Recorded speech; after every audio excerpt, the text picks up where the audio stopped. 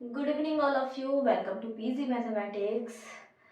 Last class में हमने पढ़ा था एक्सट्रीमल फील्ड, जिसमें हमने proper field and central field पढ़ा था। मैंने आपको डेफिनेशंस बताई थी। मैंने बोला था कि समराइज करके हम कुछ लिखने वाले हैं लास्ट में। तो जो प्रॉपर फील्ड था, देखिए था क्या हमारे पास प्रॉपर फील्ड में, हम वहाँ पे एक रीजन कंसिडर कर रहे थे। एक रीजन भी हम साथ में कंसिडर करके चल रहे थे। मान लिया वो डी रीजन था, जिसमें ये रीजन का था इंटीरियर। ये क्या था? इंटीरियर ऑफ डी था, एंड ये था उसकी बाउंड्री। ये थी हमारी बाउंड्री ऑफ डी थी। ठीक है, ये था इंटीरियर एंड ये थी हमारी बाउंड्री। प्रॉपर फील्ड की डेफिनेशन में हम लोगों ने पढ़ा था कि जो हमारा कर्व्स है, पहली बात तो ये होना चाहिए कि रीजन के हर पॉइंट से फैमिली ऑफ कर्व कम से कम एक कर्व तो जाना ही चाहिए।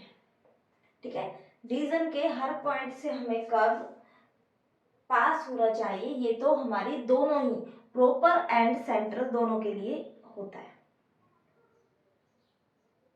है ना। लेकिन प्रॉपर फील्ड में क्या था कि ऐसा कोई भी पॉइंट नहीं मिल रहा था जिससे एक से ज्यादा हमारा, ऐसा एक भी हमें पॉइंट नहीं मिल रहा था जिसमें हमें एक से ज्यादा कर्व्स जाने चाहिए। यानी कि एक एक पॉइंट पूरे रीजन में सिंगल ऐसा पॉइंट नहीं मिलना चाहिए जिसमें जिसमें एक से ज्यादा कर्व पास करे। ठीक है, ये थी। तो पहला पॉइंट आप लिखिए, first point.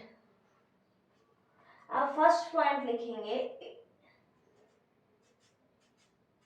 if curve of family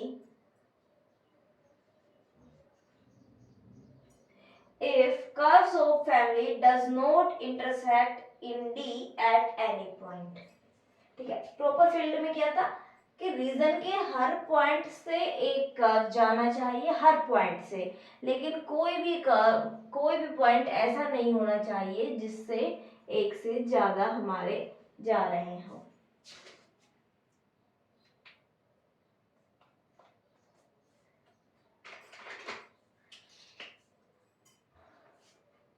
तो फर्स्ट लिखिए, if curves of family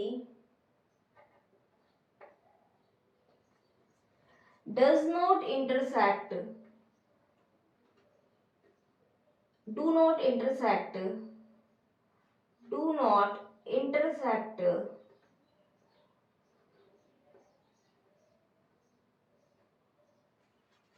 in D।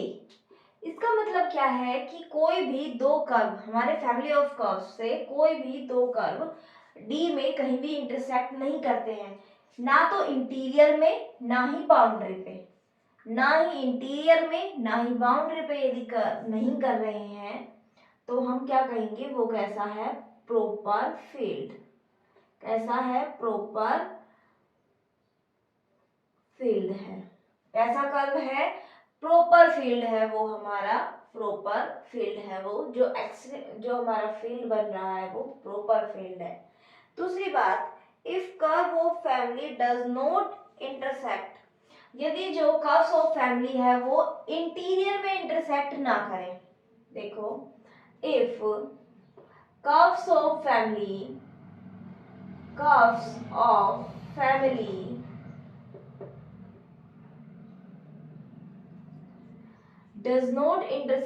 do not intersect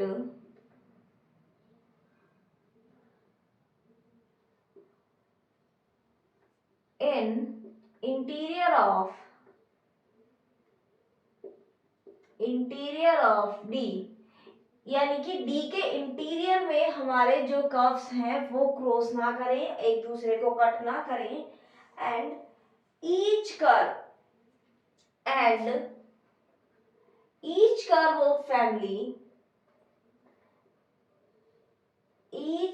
of family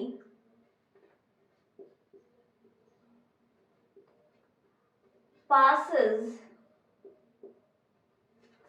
point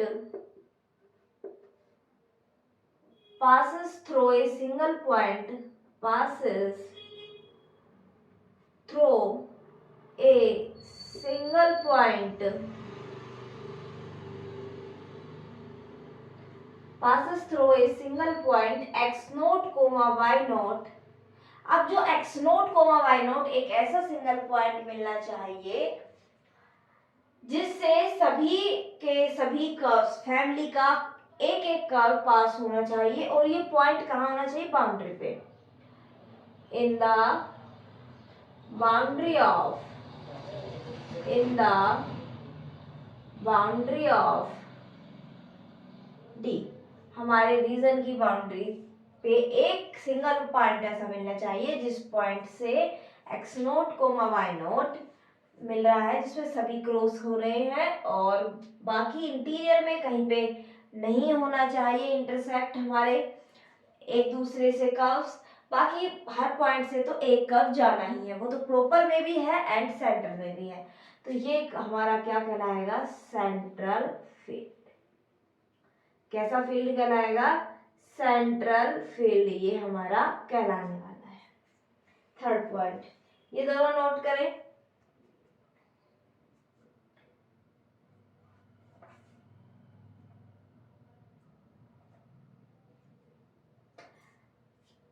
if curve,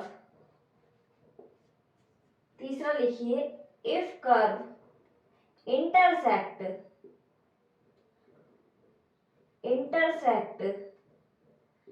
in the interior of D, या क्या हो जो हमारे कर्व्स हैं वो इंटीरियर में इंटरसेक्ट करें या फिर और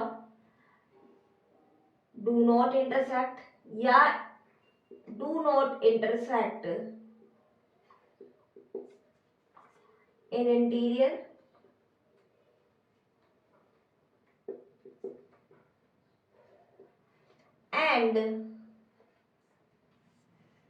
and intersect more than one point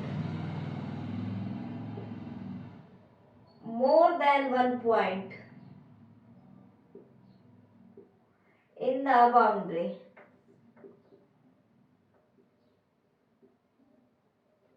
more than one point in the boundary of D, ये हमें शो करेगा neither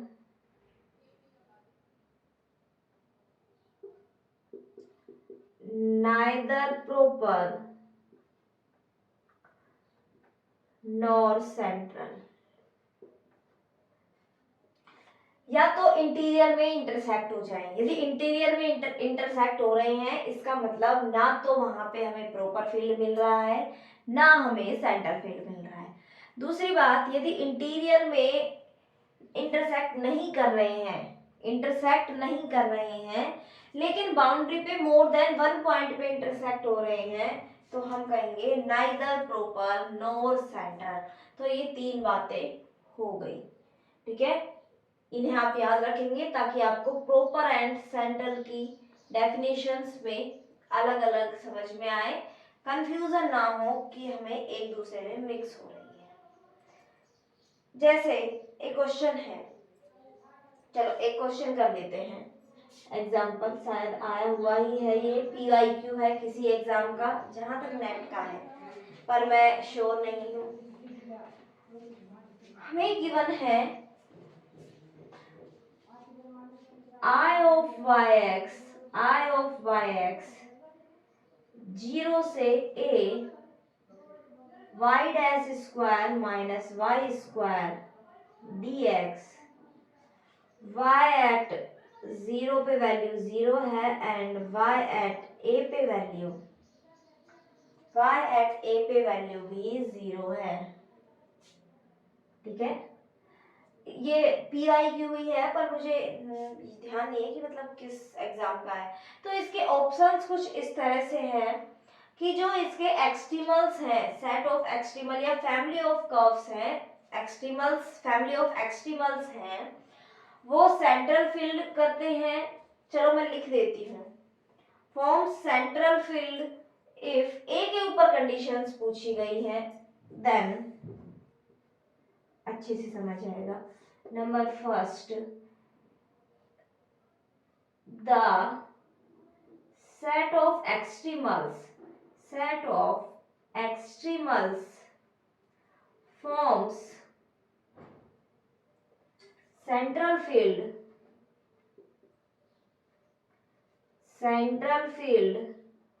if a है वो हमारा 0 से पाई पे। Secondly, forms central field if a greater than pi। Third,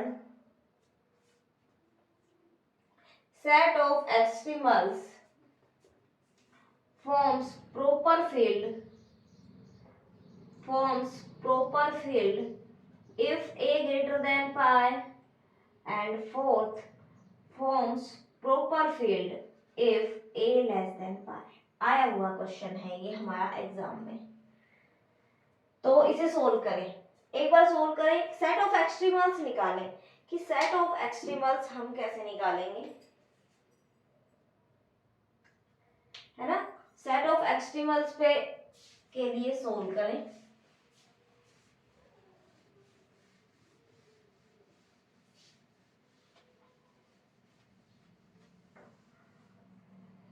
देखो कैसे सोल्व करते हैं। हमारे पास है f x y y dash, जो फंक्शन है वो है y dash square minus y square. क्या है? वाई डैश स्क्वायर माइनस का वाई स्क्वायर। इसके लिए हम आयलर लैग्रांज इक्वेशन लगाते हैं। आयलर लैग्रांज इक्वेशन क्या कहेगी? Del f upon del y minus का d y d x del f upon del y dash बराबर 0। यूज करते हैं इसका, माइनस का 2y माइनस का d by d x 2y dash बराबर 0 एंड ये हमारा बनेगा y double dash plus y बराबर 0। और आप यहां से इसका आंसर लिख सकते हैं y ऑफ x बराबर c1 cos x plus c2 sin x। c1 cos x plus c2 sin x। ठीक है,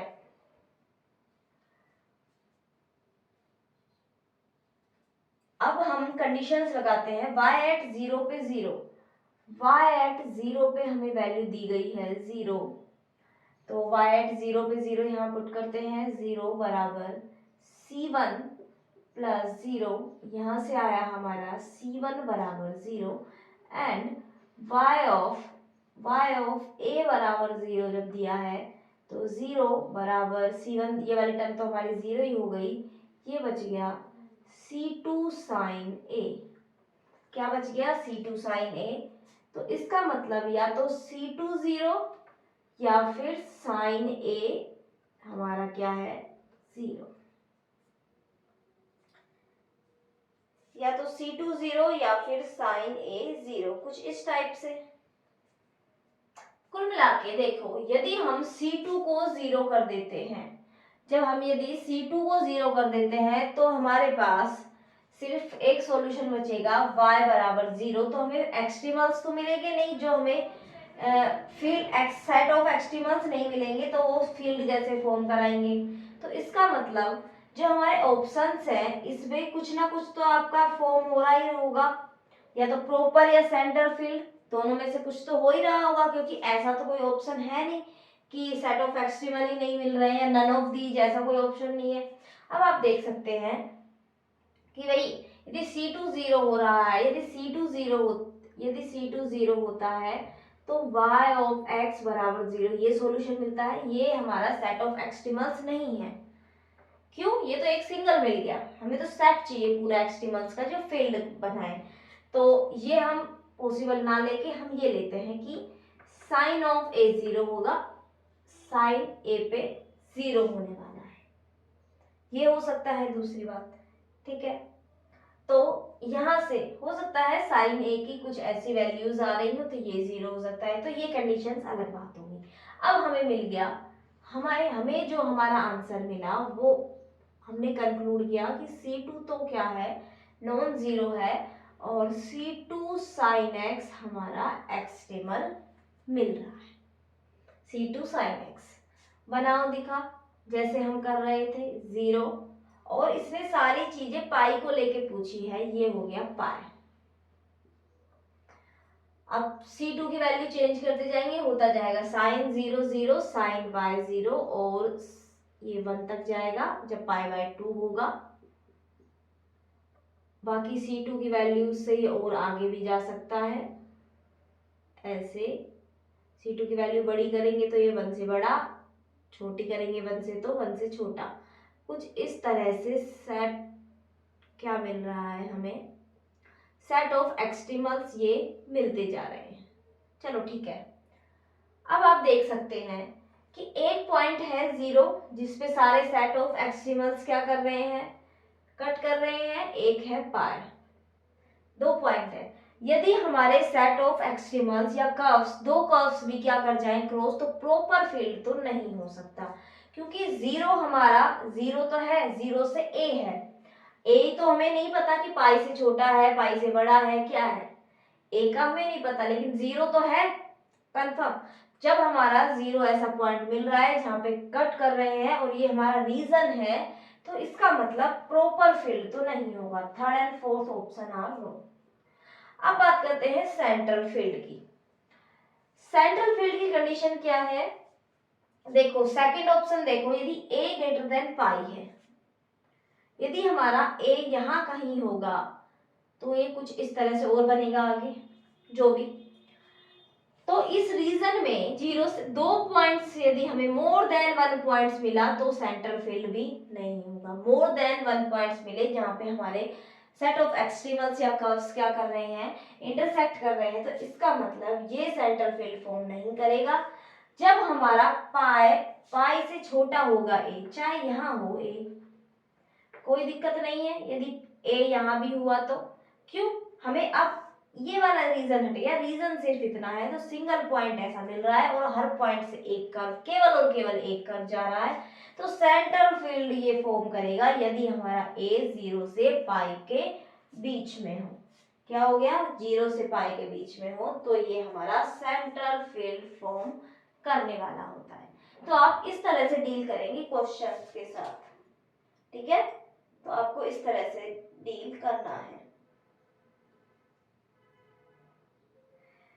दूसरा, यदि हमें ए की वैल्यू जैसे पाई बाय 2 दे देता, ऐसा दूसरा क्वेश्चन मैं नहीं कराना चाह रही हूँ, केवल आपको समझाना चाह रही हूँ। यदि आपके पास ए की वैल्यू होती pi by 2,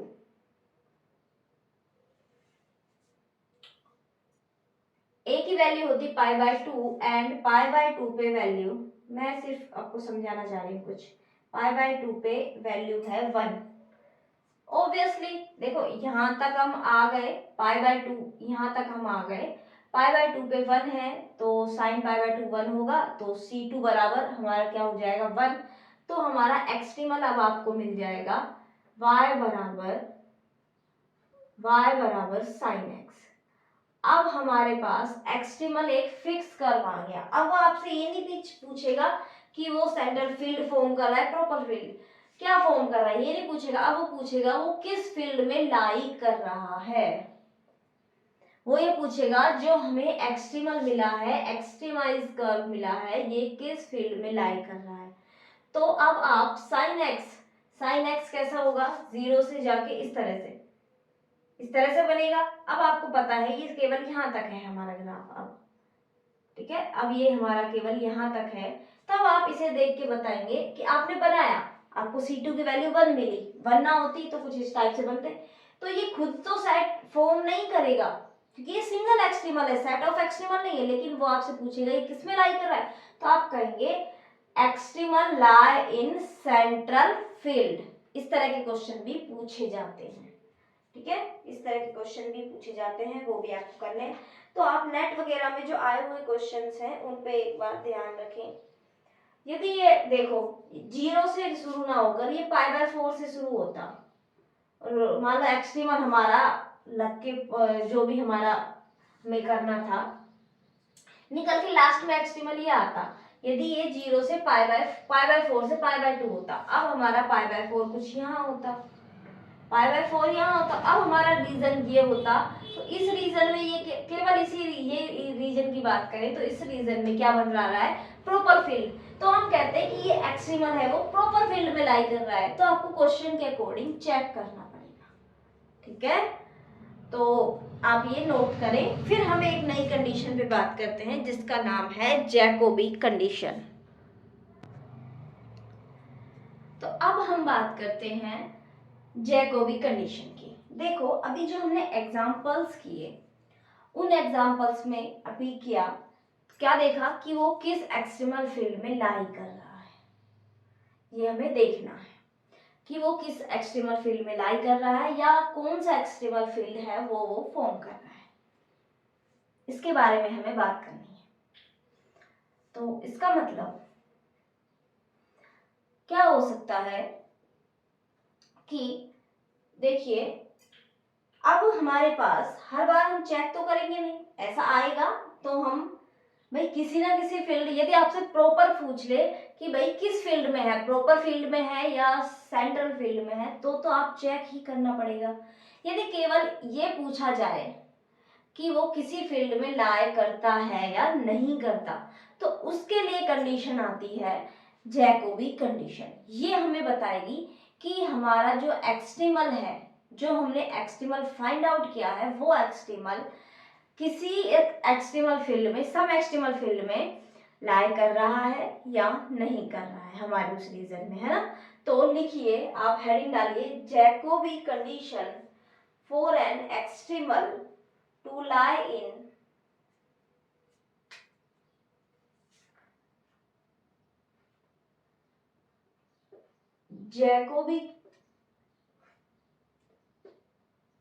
Jacobi condition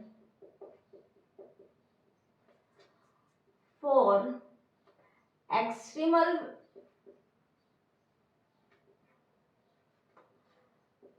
to lie in some extremal field, some extremal field। Jacobi condition क्या होती है, देखो सबसे पहले हम वही हमारी वेरिएशनल प्रॉब्लम कंसीडर करते हैं। Let I of y x बराबर x naught to x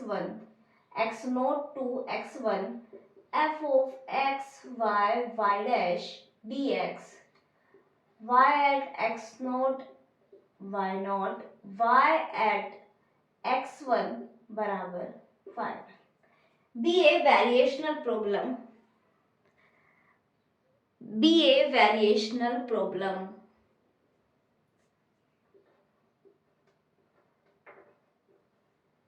B a variational problem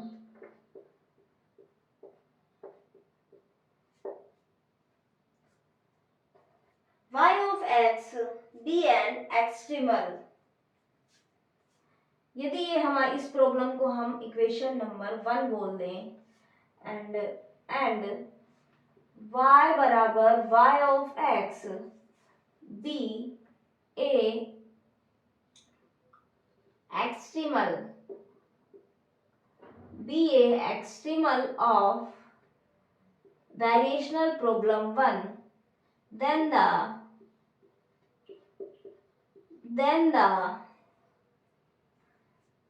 Jacobi condition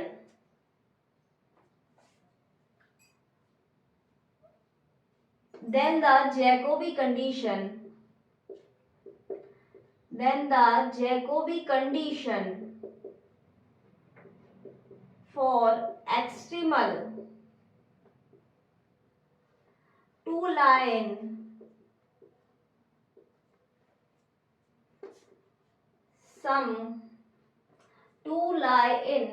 some extremal field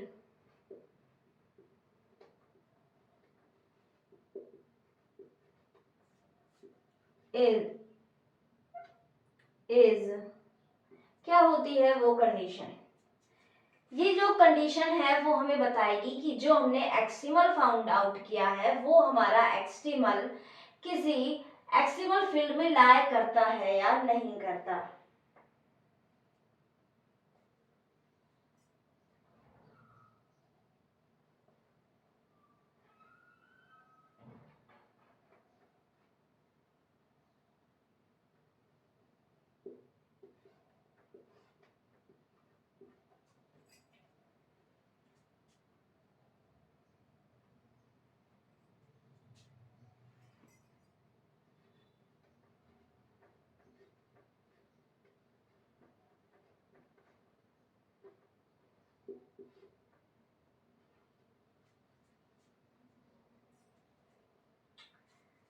ठीक है, ये होती है हमारी कंडीशन। एफ वाई वाई क्या है, एफ का वाई के रेस्पेक्ट 2 बार डेरिवेटिव। वाई वाई डैश यानी एफ का पहले वाई के रेस्पेक्ट करेंगे फिर वाई डैश के लिए, एफ वाई डैश यानी एफ का वाई डैश के रेस्पेक्ट में 2 बार डेरिवेटिव हमें करना है। और ये पॉइंट्स भी हमारे सेटिस्फाई होने चाहिए। अब देखिए, ये जो हमारी जैकोबी कंडीशन आई है, हमें करना क्या होगा, इस जैकोबी कंडीशन से हमें u में एक रिलेशन मिलेगा, एक डिफरेंशियल इक्वेशन मिलेगी u में। ठीक है, यदि हम y बराबर u पुट करें, जो हमारा एक्सट्रीमल आया है ये y ऑफ x जो एक्सट्रीमल है, यदि ये एक्सट्रीमल हमारा इस कंडीशन को भी फॉलो करे तो हम कहेंगे कि ये एक्सट्रीमल फील्ड में सेटिस्फाई करता है।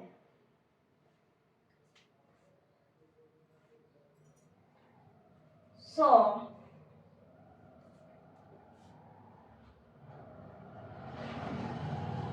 इफ द एक्सट्रीमल, जो हमने एक्सट्रीमल लिया है ना, if the extremal y of x satisfy, ये इक्वेशन नंबर 2 हो गई ना, इक्वेशन नंबर 2 1 तो हो है, satisfies equation number 2 या Jacobi condition, then we say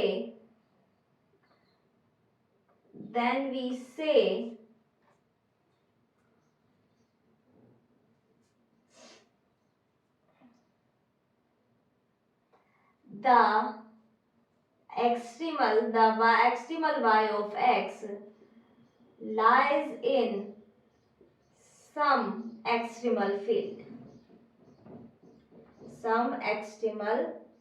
field, में कौन लाई कर रहा है, ये y ऑफ x। यदि हमारा एक्सट्रीमल इस जैकोबी कंडीशन को सेटिस्फाई करे तो ये है जैकोबी कंडीशन, क्या है, f y y minus d y d x f y y dash whole u minus d y d x के अंदर डी वाई डी एक्स के अंदर है f y dash u dash. ठीक है, तो ये होती है हमारी जैकोबी कंडीशन। पहले आप इसे नोट कर लें, फिर हम एग्जाम्पल की तरफ बढ़ते हैं और चेक करते हैं कि हम किस तरह चेक करेंगे कि एक्सट्रीमल फील्ड में है या नहीं, या फिर हम किस तरह जैकोबी कंडीशन का यूज़ करेंगे।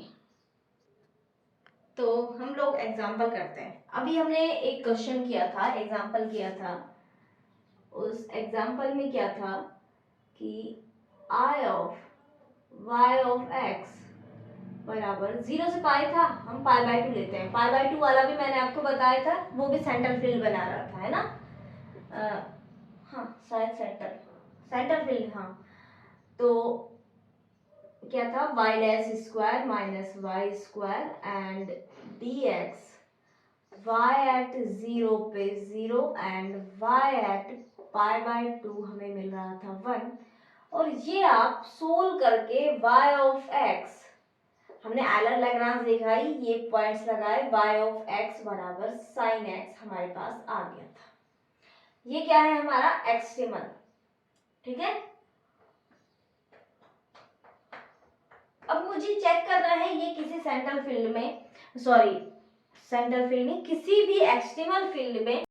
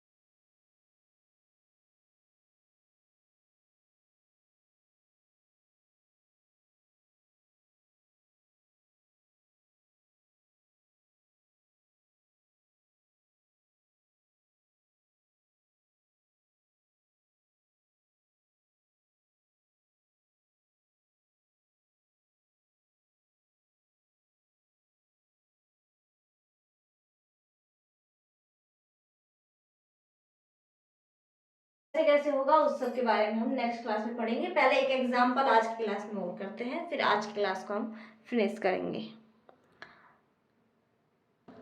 तो ये एग्जांपल करते हैं हम लोग। इस एग्जांपल में हमारे पास f, सबसे पहले तो हम इसका एक्सट्रीमल फाइंड आउट करने की कोशिश करते हैं। हमारे पास f है हमारे पास e raised to power y dash plus 3। Free from y, जब हमारी एफ जो हमारा फंक्शन है वो फ्री फ्रॉम वाई होता है तो एलर लैग्रांज इक्वेशन होती है del f upon del y dash बराबर कांस्टेंट। किसके बराबर होती है? कांस्टेंट के। वाई डैश के रेस्पेक्ट में यदि हम इसका करते हैं तो e raise to power y dash बराबर, मैं कांस्टेंट को ई रेज टू पावर C1 मान लेती हूँ। मैंने कांस्टेंट को ये माना, ये कैसा इंक्रीजिंग फंक्शन है, यहाँ से हम बोलेंगे y1 y डैश बराबर C1 and y is C1x plus C2। ठीक है, आप ऐसे ना मान के C1 भी करेंगे तो भी आपको कोई दिक्कत नहीं होने वाली, log C1 होगा वो हमारा कांस्टेंट है।